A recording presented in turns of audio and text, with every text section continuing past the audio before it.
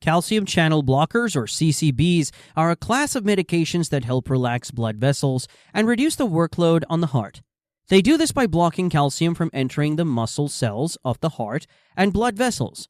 But why is calcium so important? Well, calcium plays a key role in muscle contraction. When calcium entry is blocked, the muscles relax, leading to lower blood pressure and improved blood flow. There are two main types of calcium channel blockers, and they work slightly differently.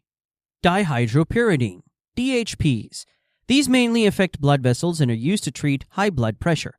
Examples include Amlodipine, Nifedipine, and Amlodipine.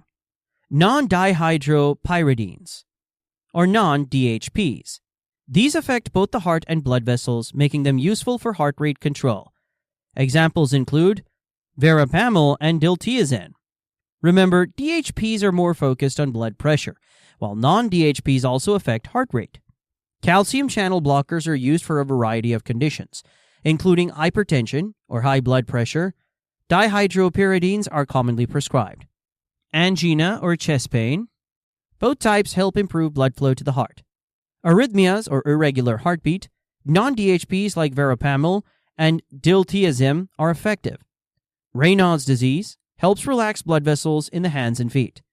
Migraine prevention. Verapamil is sometimes used. Let's break it down scientifically. Normally, calcium enters muscle cells through calcium channels, causing contraction.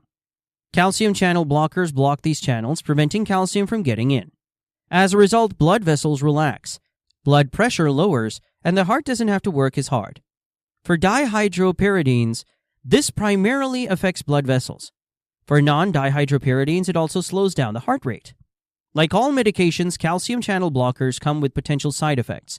Common ones include dizziness and lightheadedness due to low blood pressure, swelling in the legs or edema, more common with DHPs like Amlodipine, flushing and headache due to blood vessel dilation, constipation, especially with Verapamil, bradycardia or slow heart rate, more likely with non-DHPs. Not everyone should take calcium channel blockers. These drugs are contraindicated in severe heart failure because they can weaken heart contractions, severe hypotension, low blood pressure. It can worsen the condition. Heart block or sick sinus syndrome, especially with non-DHPs, as they slow heart rate further. Always check with your doctor before starting these medications. Calcium channel blockers can interact with other drugs, so be cautious. Beta blockers, for example, metoprolol, can cause dangerous slow heart rates with non-DHPs. Digoxin, Verapamil, and Diltiazem can increase digoxin levels. Grapefruit juice can increase CCB levels, leading to more side effects. Statins, for example, simvastatin. Verapamil can raise statin levels, increasing the risk of muscle damage.